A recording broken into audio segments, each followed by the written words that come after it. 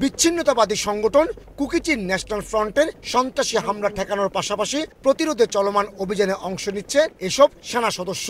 এমনকি গত কয়েক মাসের হামলায় মৃত্যু হয়েছে 4 সেনা সদস্যের। তাই বাহিনী প্রধানকে কাছে পেয়ে মনোবল চাঙ্গা মাঠ পর্যায়ের এসব সেনা সদস্যদের।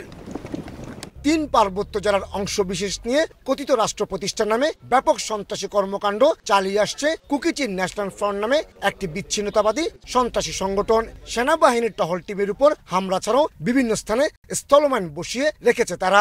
প্রতিনিয়ত ঘটছে হতাহতের ঘটনা। তবে বিচ্ছিন্নতাবাদীরা ক্রমশ কোণঠাসা হয়ে পড়ছে বলে দাবি সেনা প্রধানের। সন্ত্রাসীদের গোপন ঘাঁটি বা কার্যক্রম পরিচালনার জন্য যে প্রশিক্ষণ কেন্দ্র পাচ্ছি সেগুলো কিন্তু আমরা দখল করেছি। তাদের মূল ঘাঁটি দখল করেছি, তাদের মূল যে প্রশিক্ষণ কেন্দ্র ছিল সেটা দখল করেছি। তারা এখন আর এই এলাকায় নাই, এখন জনগণের সাথে মিশে কিছু কিছু আছে। নতুন একটি জঙ্গি সংগঠনকে টাকার বিনিময়ে প্রশিক্ষণ দেওয়ার অভিযোগ রয়েছে এই বিচ্ছিন্নতাবাদী সংগঠনটির বিরুদ্ধে। সেনাবাহিনীর অভিযানের মুখে সংগঠনটি মরণ কামড় দিতে পারে বলে শঙ্কার সৃষ্টি হয়েছে।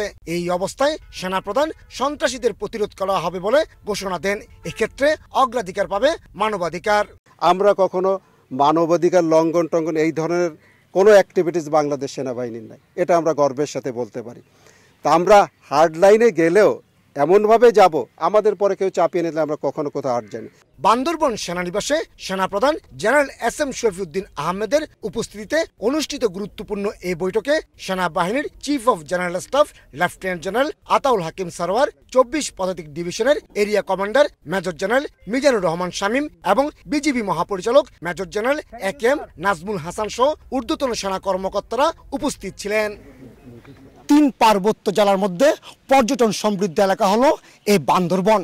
আর কুকি-চিন নামে একটি বিচ্ছিন্নতাবাদী সংগঠন সে বান্দরবনকে অস্থির করে রেখেছে। তবে সেনাপ্রধান জানালেন অপারেশন শেষ পর্যায়ে। এক্ষেত্রে যদি জঙ্গিরা বিচ্ছিন্নতাবাদীরা মরণ কামড় দেওয়ার চেষ্টা করে তাহলে সেনাবাহিনী দেশের শান্তি রক্ষায় তা প্রতিহত করবে। বান্দরবন থেকে কমল দে, সময় সংবাদ।